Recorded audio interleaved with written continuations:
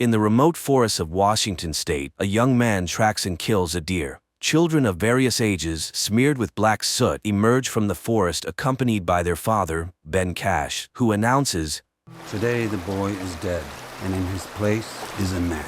He then feeds the hunter the liver of the freshly killed animal. The children look proudly at their brother and then joyfully splash in the clear waters of a forest stream, washing off their camouflage. Later they carry the animal's carcass to their home, nestled deep in the forest. Nearby there's a greenhouse and outbuildings for storage, with a garden surrounding them. Inside everything is tidy and organized, with each forest home resident diligently performing their tasks. Later they gather in a clearing where, after meditation, the father teaches the children self-defense techniques. You kill her. Yeah, thank you. Let's try that. In the evening, the family gathers around a campfire where the children read world classics and scientific literature. The father questions each child about the material, helping them understand everything from advanced mathematics to literary styles, and gives them assignments for the next day. Then he takes out a guitar. Everyone brings their instrument, and soon an improvised melody plays by the campfire, under which the children dance. In the morning, the family goes for their mandatory run along forest trails. Everything seems to follow a well-established routine. Later, the father and his eldest son, Bo, return from a trip to the nearest town for supplies. Unexpectedly, the younger children ask, "Why does Mommy have to be gone so long?" She hasn't been gone very long. It turns out their mother is in a hospital, and the father is going to find out when she can return home. In town, while Ben shops, local girls flirt with Bo. However, he doesn't know what to talk about with them, as his knowledge of political structures doesn't interest them much. So Bo goes to get the mail and finds several letters addressed to him, inviting him to the country's best universities. Meanwhile, Ben reaches his sister, who informs him that his wife Leslie has taken her own life. Returning home, he sits under a forest waterfall for a long time before coming out to the children to announce the tragic news. Last night, Mommy killed herself. While everyone weeps, Ben's middle son, Relian, grabs a knife and tries to attack his father, but then directs his blows at a tree, venting his anger. Later, Ben reads his wife's found will, amazed by it. But morning comes, and the family again runs along the forest trail and exercises in the clearing. Suddenly, Relian asks, "Dad, when's Mom's funeral?"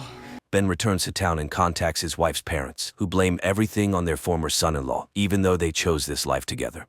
When Leslie got sick, her parents found and paid for the clinic, but nothing helped. I found her will. You are not welcome here. I will have you arrested. However, Leslie's mother informs him that the burial will take place in 5 days. Later, the family discusses what happened. The children understand their grandparents' anger, but cannot allow their mother's will to be disregarded. However, the threat of their father being arrested and them being sent to an orphanage scares them. At night, Ben hears his wife's voice. What we're doing out here is so incredible. I love you so much. In the morning, Ben finds all 6 children ready in the yard, wanting to see their mother one last time. He strongly opposes the trip, but the children insist. Dad, give us the mission. Mission! Rescue Mom! But Ben reminds them of the upcoming training. Struggling, Relian falls off the cliff and injures his arm, but the father reminds him, "No one will magically appear and save you in the end." The children persistently conquer the difficult peak as it starts to rain. Later, they rest at the base of the cliff. On the way home, the father suddenly stops the bus and admits that they cannot go to their mother's funeral because they cannot argue with her relatives. But suddenly, Ben stops his speech and turns on the music. They set off into the big world in their converted bus. Along the way, Ben gives the children a unique tour, showing them America's sights. Attention all campers. This is your captain speak. Later, Ben orders them to search for any game for dinner. Everyone keep their eyes peeled for deer. Finding nothing suitable, the family stops for the night. In the morning, they arrive at a bank, and while Ben withdraws money, the children look around in surprise. What's wrong with everyone? Are they sick? Convincing the children that laughing at people is wrong, Ben tells them to return to the bus. Soon, a police officer stops them and asks for documents. Checking the license, he inquires, "No school today." and goes to inspect the bus. The situation is saved by Bo, who starts reading religious texts and says they are homeschooled. The children sing hymns and the officer hurries away. The bus continues on, but soon they stop to hunt for food. However, the children cannot shoot at domestic animals. The bus drives on. Suddenly, the children start crying, remembering their mother. The girls speak to each other in Esperanto, which angers their father. No Esperanto. I'm not joking. The children start communicating in world languages. Soon, Ben has to stop at a cafe, but the menu confuses her. Cola. Poison water. Realizing there is no proper food here, Ben orders the children to leave. He goes to a supermarket and fills the cart with groceries. Suddenly, he grabs his chest and falls to the floor. While concerned shoppers try to help him, the children steal the groceries. Ben regains consciousness and leaves the store. Driving a bit further, the father reviews their actions, and the children analyze the mistakes made during the theft in detail. Finally, Ben presents a stolen cake, as today is the birthday of scientist Chomsky. Uncle, no, it's the day of your birthday. After the treat, the father gives all the children useful gifts: a bow, knives, a book on sex education, and arrows. But this angers Relian.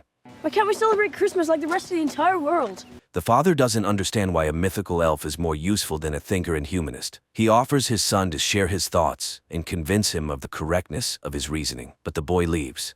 The family moves on. Soon they reach Ben's sister Harper's house. The woman is happy to see all her nephews, but their questions surprise her. How did you kill those chickens? With an axe or a knife? She tries to find answers and is again astonished that Ben honestly and thoroughly explains even very delicate matters to the children. Harper's husband tries to offer condolences, but Ben calmly reminds him that he couldn't stand his wife. Then he straightforwardly explains the cause of his wife's death. His sister and her husband try to end the conversation. Children shouldn't know the details, but Ben tells the children the real cause of their mother's death. Probably a form of postpartum psychosis. Ignoring his sister, who left the table, he pours wine for the children. Later, the children watch with curiosity as their cousins play video games. Ben argues with his sister, who cannot accept such democracy in parenting. I tell the truth to my kids. I don't lie to my kids. Protecting children. Harper believes that not sharing what children cannot understand isn't a lie. Her husband suggests postponing the conversation until morning, and Ben apologizes. Meanwhile, the children take their sleeping bags and set up for the night in the yard, despite having rooms prepared for them. In the morning, everyone gathers at the table, and Ben allows the children to play video games with their cousins. When the children leave, his sister and her husband try to reason with Kids need structure. They need to go to a real school. Then Ben calls his nephews and asks them questions about political science and history.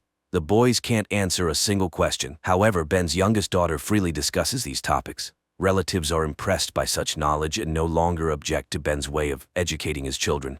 The family moves on. They soon stop to rest at a campground where Bo meets a girl. She is surprised by his unusual name, and he explains that his parents made it up. I'm Claire. Bodovan. Our names are unique. There's only one of us in the whole world.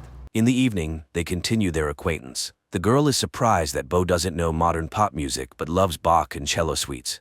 He lies that they recently lived in Paris and is amazed at her ignorance. He avoids questions about his mother and, after kissing the girl for the first time, declares his intention to marry her to her mother. I am ready for you, if you will have me. Will you be my wife? The mother leads the girl back to the trailer. In the morning, the bus pulls out of the parking lot and Bo waves to the girl and her mother. That day, they reach the church where Leslie's farewell ceremony is held.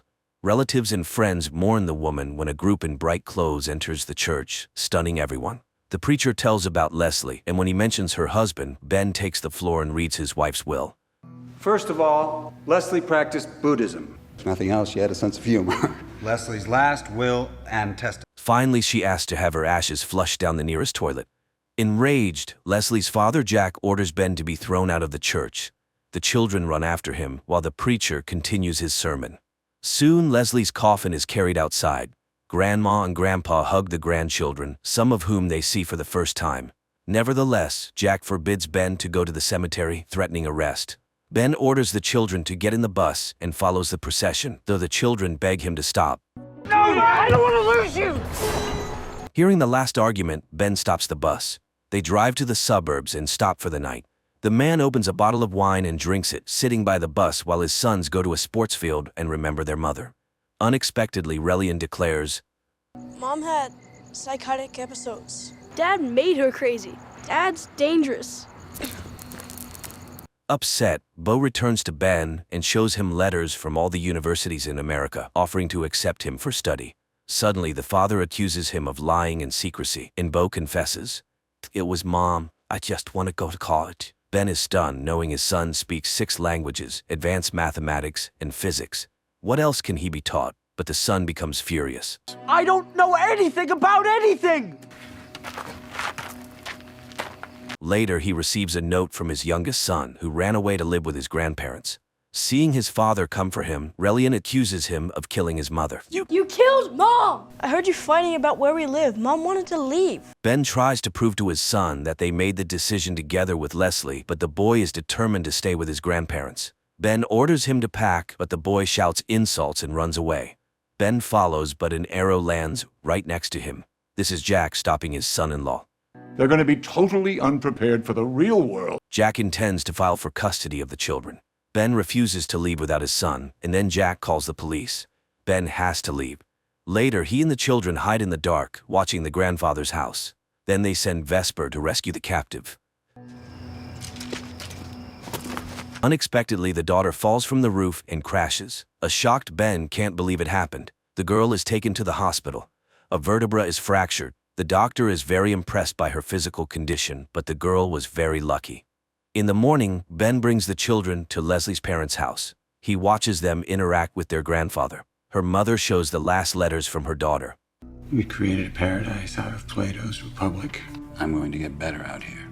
I know I will. Later, Ben tells the children they will stay here, but this causes outrage because this house is the opposite of everything he taught them. However, the father, frightened by Vesper's injury, realizes that his entire life was a beautiful mistake. It was too much.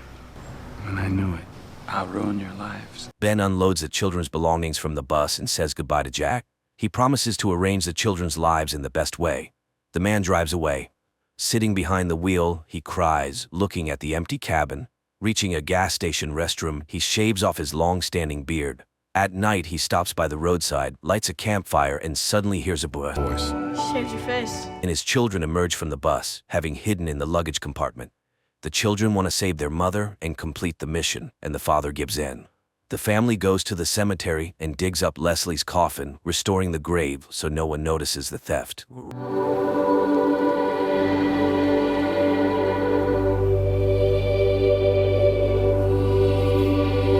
Later, Bo shaves his hair and beard, earning his father's approving smile.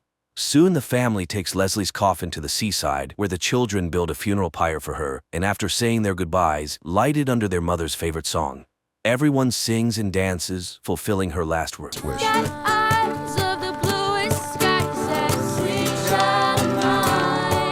Sometime later, they go to the airport to see off Bo, who is flying to Namibia for volunteer work, and also flush their mother's ashes down the toilet according to her will. The father gives his son final advice. Always tell the truth. Always take the high road. Don't die. I won't. Later, the family settles on a farm, raising chickens in their bus. Ben tends to the farm and the children start going to school. The film ends here.